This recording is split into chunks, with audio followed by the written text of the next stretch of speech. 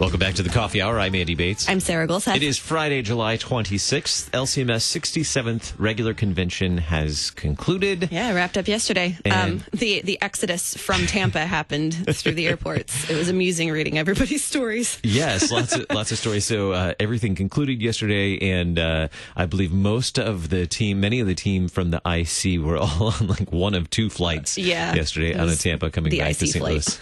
Yeah, so they're making their way back and hopefully taking a little time to rest, be joining us in the building next week, and our crew as well, Kip and Gary and Mary who were there. So hopefully if you were at the convention, had the opportunity to stop by the broadcast booth or the KFUO table in the exhibitors area, talk with Mary there and learn more about KFUO, get some cool KFUO swag, hopefully. Like the bags. Yes, those are the bags cool are fantastic. Yeah. Yeah, so we'll have. I'm sure there'll be more events this year that we'll have opportunities to give away some KFUO swag. The day sponsor luncheon for our lovely day sponsors coming up this fall. So lots of opportunities. But I want to share one more story with you from the convention. Kip was at the convention and had the opportunity to meet with a number of people. And theological educator, the Reverend Dr. Charles Cortright, was there, and Kip had an opportunity to talk with him, learn more about the work that he's doing in St. Petersburg. So take a listen. And, more after that. I'm Kip Allen, reporting from the 67th Annual Convention of the Lutheran Church Missouri Synod in Tampa, Florida. One of the things that the church does is a lot of mission work, and I have with me today a guest from the Office of International Mission. Hi, I'm Charles Cortright. I serve as a missionary, or really theological educator, in the Eurasia Region over in Russia. Вы говорите по-русски язык? Я говорю по-русски чуть-чуть. Yeah, well, I spoke to Matt Heisey yesterday and Jonathan Mueller, so we had a lot of fun pretending we knew what we were saying. It's an intriguing role that you have now. You know, with the fall of the Iron Curtain, where the communist regime was so anti-religion, they really cramped down. Suddenly, that's all gone. What is the reaction of the people there to the gospel message? Well, I'm coming as, I would call me the second wave of LCMS workers over there. I'm in extreme western Russia.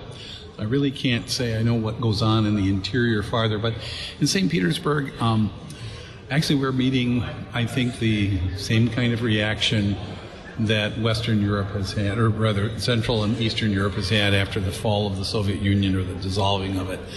There was that initial time of optimism, religiously speaking, but it's been given way to the materialism and secularization of society. So actually, when I walk around the streets or something, even if I have my collar on, largely ignored. They don't have questions for you. The people we do work with, though, the Ingrian Lutherans there in the western part of Russia, are very excited, and they are working hard to bring the gospel to others, and that's what really my role is. I'm more of a supporting role than a frontline role with the mission work. Well, one thing I've learned is that the Lutheran Historical Foundation is providing a lot of written material in the Russian language to the people there. Is this something that you help with to distribute, to make sure that they get the gospel?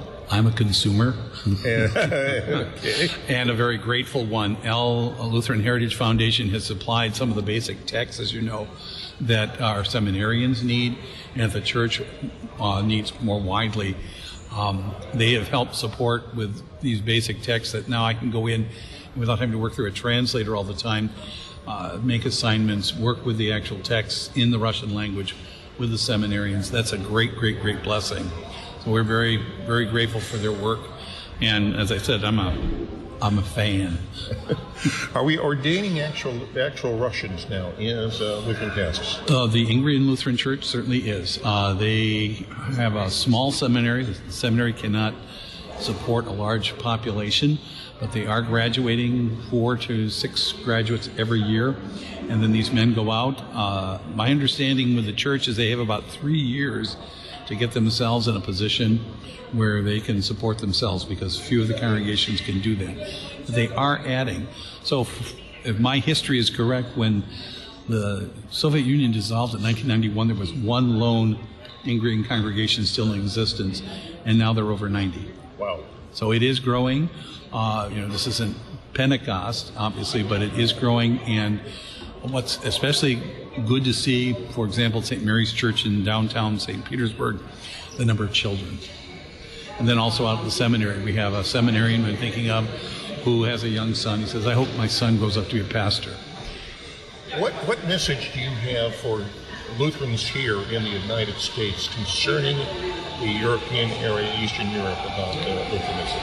Well, I was said in the presentation in the main hall, it may seem surprising, why do we work in Europe? Why do we work in Russia? Hasn't the gospel been there?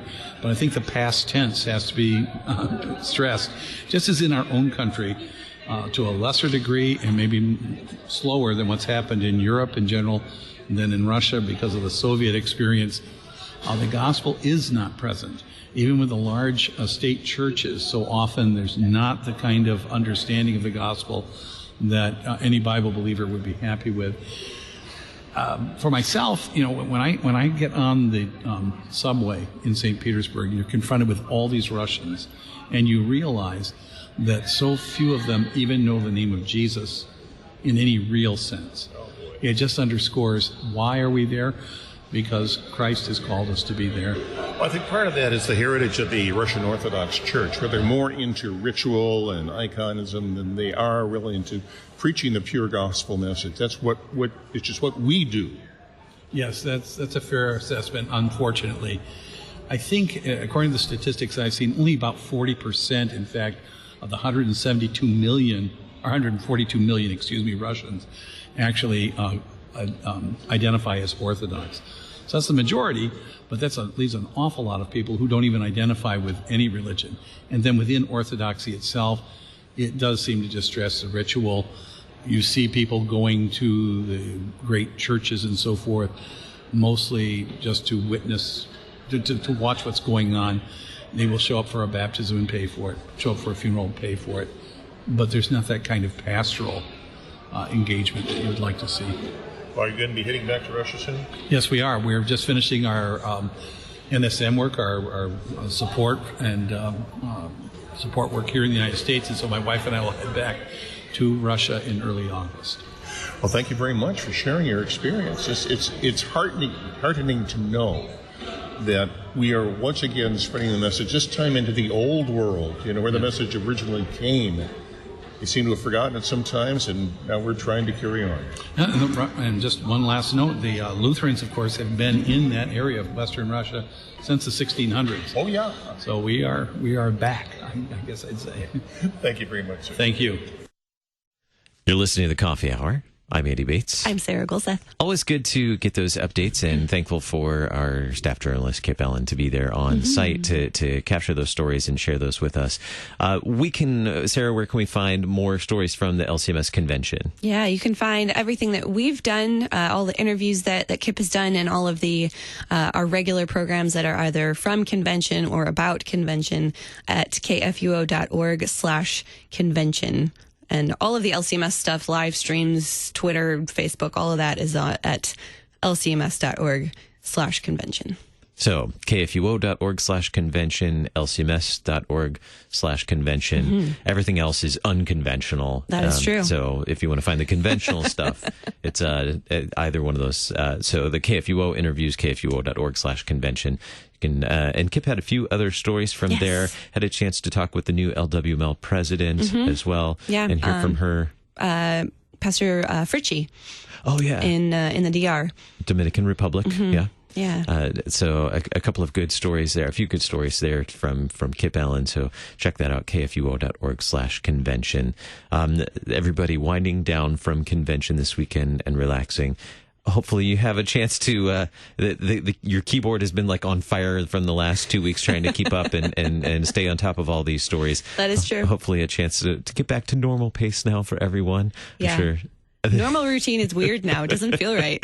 Like I don't know how to do this anymore. I feel like I should be going on a trip next week. I know. Thanks so much for joining us for the Coffee Hour today. I'm Andy Bates. I'm Sarah Golseth.